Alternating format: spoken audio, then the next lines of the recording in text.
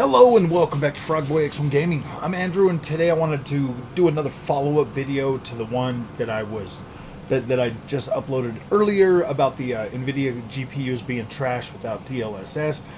I wanted to add some stuff to that. Now I want this video to be a little bit more in depth. So when we all saw Starfield coming out, I've been thinking about this, and it's like driving me nuts, man. When we had Starfield coming out and it was being said that, hey man, DLSS isn't going to launch with Starfield, the media, other gamers, everybody just kind of went nuts, almost like DLSS is needed on Nvidia graphics cards to be able to enjoy these games, and that makes you think it's like that just makes you think that it's like, wow, dude, what happens if some of these developers just decide to not do DLSS at all? What if they just had to rely on, what if Nvidia gamers had to just rely on just straight up freaking rasterization? You know what I mean? It's like, I get that DLSS is awesome. Like, it is. I'm not going to deny that. I had it for over 2 years. I utilized it on every single time I played a game on the PC. I know the capabilities of what DLSS can do, and just how good it is. And so when I hear things, like people, getting upset about it, and like going after like AMD or Bethesda or any of the other titles that don't put that in there, it makes me think it's like, all right, guys, we all need to take a step back, because these graphics cards are starting to get expensive. They are. I mean, like, there's you look at some of the entry level cards from Nvidia, and you look at the prices that they came out with, for like the 3060 and the 3060 Ti, 4070, 4070 Ti. I mean, they tried to say a 4070 Ti was a 4080 12 gig. I mean, come on, man. And they still selling that thing for $800. $800, and it barely matches the power of a 3080. Then you got your 4080, and then you got your 4090. So when you look back over that whole stack, and then you also realize, I said this in the other video, once you realize that they actually cut down like bus rates, they cut down memory bandwidth, all kinds of different things that they cut back from the previous generation. AMD, technically, I mean, like, you could technically say that AMD kind of did that with their new lineup as well. Like cutting back on the, like the 6800 XT is still good. Like, it's still comparable to the new 7800 XT. But the thing that separates, I mean, the biggest thing that AMD has going for them, because of their old product stack, is longevity, and that's not a bad thing. That's not a bad thing. I mean, me personally, here's my train of thought on that. 7800 XT is definitely more powerful than the 6800 XT. It about 15% or whatever. So this is my thinking, if I'm going out and I'm looking for a new graphics card, like most people would be thinking, like, hey man, I want, it's time for me, I got a 2060 Super, it's time for me to upgrade. I see that AMD's got a pretty decent, product stack out there, pretty decent comparable, performance compared to what Nvidia's got. Nvidia, I mean, like, I like them, but they're just a bit too much.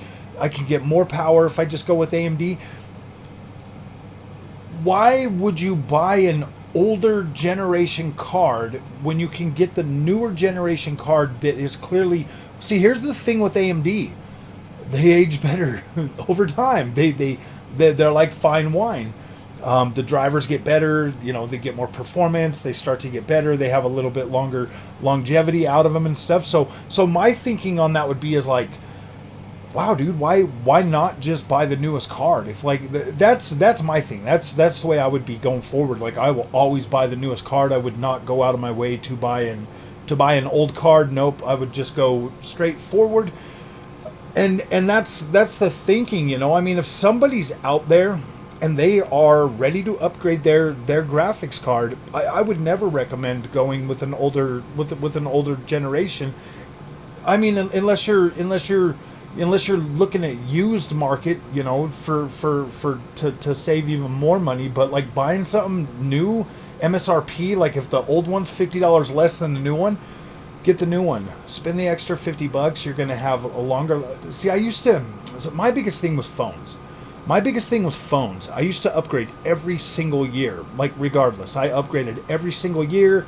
That was back when phones were about $1,000 a year. Now, then they started getting even more expensive. You know, I got that Samsung Flip, you know, that Fold 3, and after that phone, that phone cured me from ever going out and buying like the new top of the line stuff. I won't do it no more. When the S3 line came, or the S23 line came out, I bought the smallest one. I have no desire to keep spending tons and tons and tons of money on phones, especially when that Fold 3 screen went out on me literally a month after it was out of warranty, and I didn't buy like I never pay for the warranty on that stuff. To me, that's pointless. You're gonna pay for a warranty. Yeah, I mean, like, go ahead, but by the time you're done paying for that, you know, unless you know that you're prone to breaking your phones, I wouldn't buy the warranties, man. Like, that's me though. Like, I don't need that peace of mind for like a warranty on something. I would just as soon go get a new product. You know what I mean? Instead of just, you know, having that warranty repaired, I would just as soon upgrade and get something else. And that cured me. Like, I'm not going out there and buying, you know, the top of the line phones anymore. I'm just getting, you know, every 2 years now I'll just upgrade, or maybe every 3 years or something. But with PC tech, man, this stuff gets outdated so quick. Like, the new tech is always better, and there's always something to make it shine just a little bit more. So it's, in my opinion, worth that little bit extra more price that you'd pay for something that's discounted. Like right now, you're not going to run out and buy a PlayStation 4 Pro or an Xbox One X when you've got the new consoles out. Like, you would not go out and pay $399 for a PS4 Pro. You wouldn't go out and pay $399 or $499 for an Xbox One X. Like, you just wouldn't do that. That doesn't make any sense. Why go with the older technology when you can go with the newer technology that is going to be more performant overall? Now, with Nvidia, man, when I look at the way gamers talk about DLSS, and when I look at the way that the people covering these products are always talking about it, they are seeding that as a must-have feature for games going forward. Like, they're seeding that. They are breaking us gamers down to accept less overall power with better upscaling technology, and still paying, and we're still paying more for it. They're breaking us down, and you can, when you look at the way people talk about like FSR is not like tacked on extra price for anything like that when it comes to AMD. And this is like the biggest point that I've been trying to get across to most gamers is like, dude, I feel like most people would be pretty happy with the overall AMD quality experience. Like, I do. I think you would be happy, and I don't think you would miss Nvidia very long. Once you got onto the AMD and you started, you know, getting in there and playing things, like, I don't think you would miss it very much. You might miss the prestige of having it when you're talking to like other gamers and you're like, yeah, I got the Nvidia, dude, da la la. I've got the, you know what I mean? Like, you'll probably miss that. And see, I don't know, man. Like, I feel like when gamers that have AMD cards talk about them, it's almost like they're ashamed. They're like, oh, I got the AMD card, but man, maybe next time I'll get the better one. But there are a lot of gamers that are starting to speak up, and I see them in the comments all the time, like, yeah, dude, I'm happy with my AMD card, and that's the way I feel. That's me. People are like, why do you keep making this content over and over and over again? Why wouldn't I, man? I love this product. I think it's freaking awesome. It saved me a ton of money, and it performs extremely well to where I'm like, yeah, this is awesome. So when you when you look at the other side, though, man, like FSR, I like FSR. I like what FSR is doing. I played with Nvidia, you know, DLSS for over 2 years. I think it's an awesome feature, and it really does make your games look good. Like it does. It completely changes the whole aspect of like the whole aspect. Like you get sharper looking textures. You get better looking, you know, blending in terms of like AA and all of that other stuff. It looks really really good, and it's almost like it's almost like what you would always imagine like a video game looking like. You know, there's like no jaggies. It is good. FSR does definitely have a little bit of like fizzle and stuff in it, but to the naked eye, bro, like if you were sitting there and like you'd never seen a video game or anything, and you were sitting, you know, like as far as I am away from my monitor, and you're looking at two identical screens running the same game, you know, one using FSR2 and one using DLSS. I think it would be hard for the untrained eye to really see the difference on multiple games. Like FSR2 is getting significantly better. There are some games that just haven't updated it or whatever, but the games that have updated it and went with the FSR 2.1 or 2.2 or whatever, those games are looking significantly better, and they are catching up. They are closing that gap to DLSS. They really are. DLSS 3, I mean, obviously it's a little bit better, but that one's got frame gen in there. And then, you know, so like with the frame generation, AMD, they're bringing that this generation. When it comes to ray tracing, though, Nvidia really does have like an upper hand. They do. I mean, you can obviously see the numbers in benchmarks and testing and all of that stuff that clearly shows Nvidia ahead most of the time when it comes to ray tracing. Like they just are. But if you really look at it, if you really go back and you compare like the AMD cards this generation to any of the AMD or the Nvidia cards last generation in ray tracing, they're pretty dang close. Like you're getting on par or better ray tracing than what you were getting last generation, you know, for the most part. Like I feel like my overall ray tracing performance is definitely better than what I was getting on the 3080. It is definitely better than what I was getting on the 3080. And so if ray tracing is a thing for you, AMD does kind of deliver that, you know, to an extent to where like you technically, I mean, I guess you can technically play ray tracing with the Nvidia cards, you know, like the 4080s and under. But I mean, it's still not exactly the optimal experience that would really feel good playing on a lot of those cards. Like 4080 and up, you probably be able to get like a decent ray tracing experience with DLSS 3 and, you know, frame gen and all of that stuff. You could probably get like a really good experience. But when it comes to like the other cards in the stack under that, like you're either VRAM limited on some of those, you're going to be resolution limited on some of those, you're going to be just overall freaking performance, bit rate, bus rate is going to hold you back and squeeze you on some of that stuff that, man, I don't mean to always sound like I'm being negative towards Nvidia, but I feel like they just put so many... They put so many, like, not necessarily roadblocks, but like limits. They limit things so much that it just feels like it ruins the experience more than it makes it a better gaming experience. If you go AMD, you know, I mean, their cards got what? Like, I mean, their top end, you know, cards, you know, are 16, 20, and 24 gigabytes. And that's like one of the things that doesn't limit you is like VRAM or any of that kind of stuff. You're actually able to utilize more VRAM to have a better experience with a lot of these games.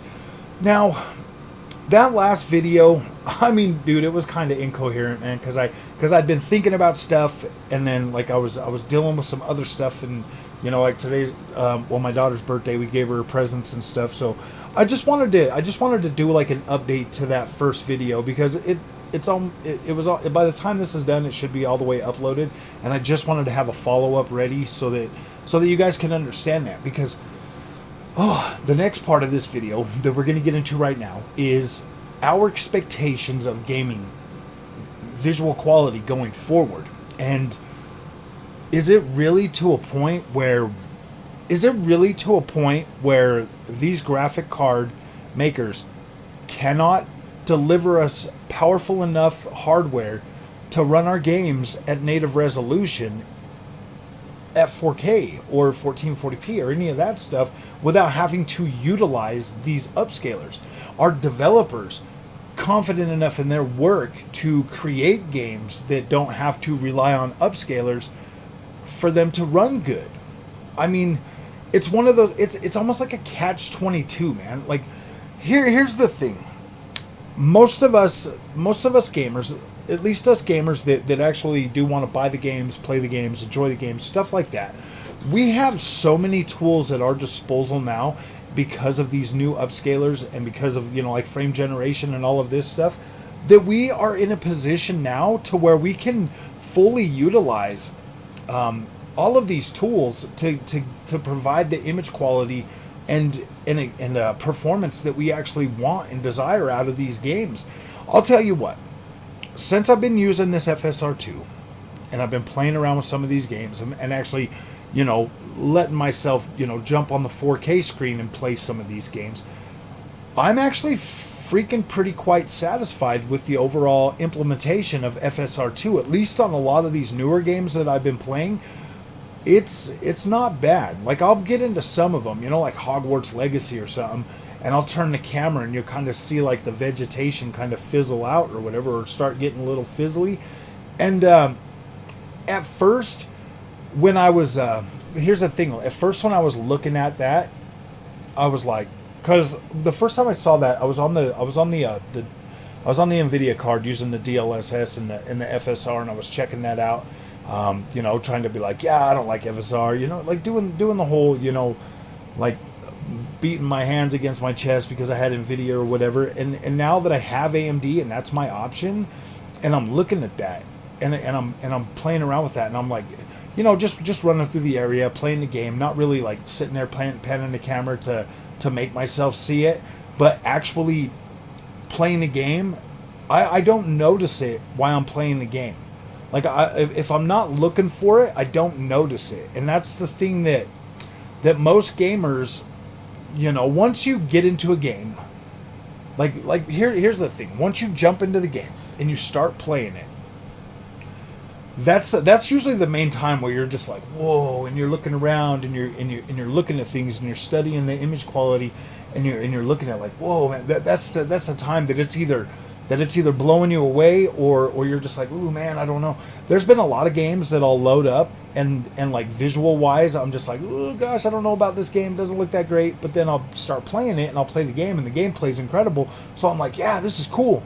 And then like the other stuff will start to grow on you after a while. Like if the game is good and the gameplay and all of that, the visuals are going to grow on you. You're going to find a way to accept those and get along with that.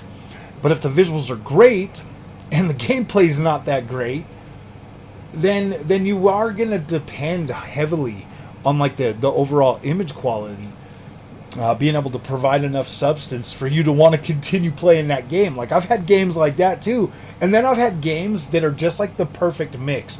They got good enough visuals to keep me feeling like, yeah, this is beautiful, and gameplay that's like, yeah, this is great. And that's a lot of my Ubisoft games. I don't know what it is about Ubisoft, like characters and some of the other stuff, but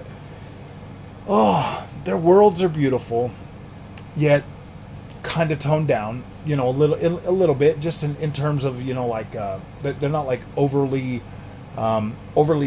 detailed and stuff like that in a lot of them, but when you actually get in there and you start playing these games, guys, that's what I'm saying. When you get in there and you start playing these games and utilizing these tools to help you get to a performance level and a visual quality level to where you're actually able to enjoy the game, I don't think any of it matters.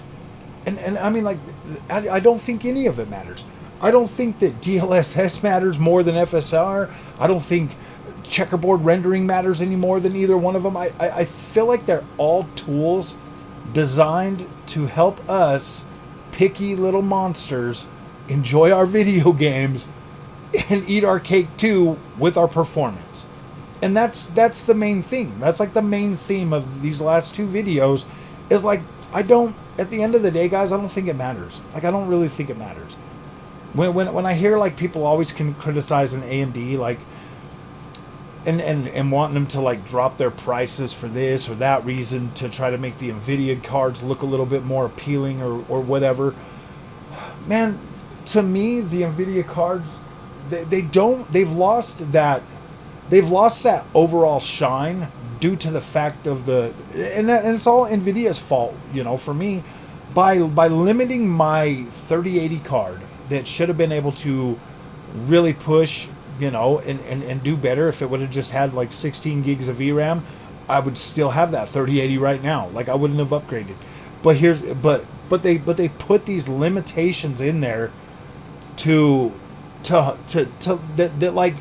like harms my gaming experience. And me, I'm one of those kind of people that, like, if I buy a graphics card and I'm getting like really good quality at first, and then I get, you know, a little ways into it and the quality starts to degrade significantly to where it's like, ooh man, this sucks, I'm gonna upgrade.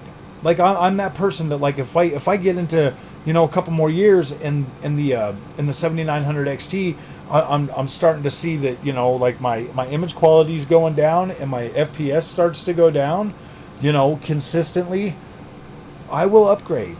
I want to have a consistent experience. And if you've watched this channel for a long time, you know that, like, one of the things that is kind of important to me is consistency. I like consistency.